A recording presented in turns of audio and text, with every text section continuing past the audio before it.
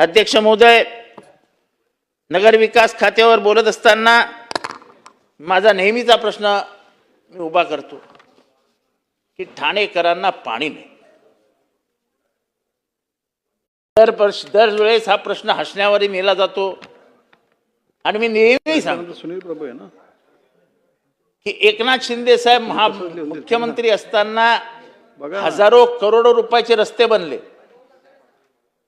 तुम्ही कागद दिला ना, बायपास, कागदावर तुम्ही सुनील प्रभू लिहिलं. अंडरपास, हजारो करोड रुपयाचे रस्ते बनले.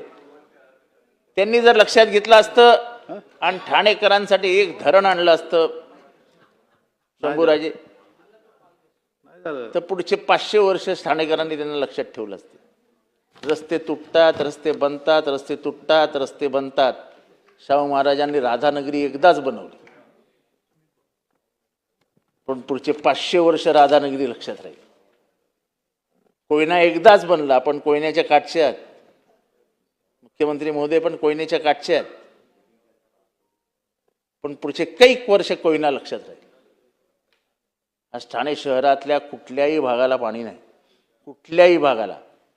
मी ज्या शहराचं प्रतिनिधित्व करतो, त्या भागाचं प्रतिनिधित्व करतो, त्या मुंबऱ्यात तर पाणीच नाही. मुंब्रा सोडून द्यावं साहेब, पण जो सर्वात महत्त्वाचा भाग म्हणून मोजला जातो आणि आता श्रीमंतांचा प्रभाव असलेला जो भाग म्हणून ओळखला जातो,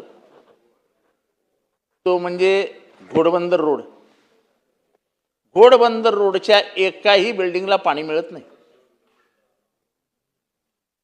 नवीन डीसीपीआर करत FSIची लूट झाली. नागरिक संख्या वाढणार, पाणी कुठून आणणार?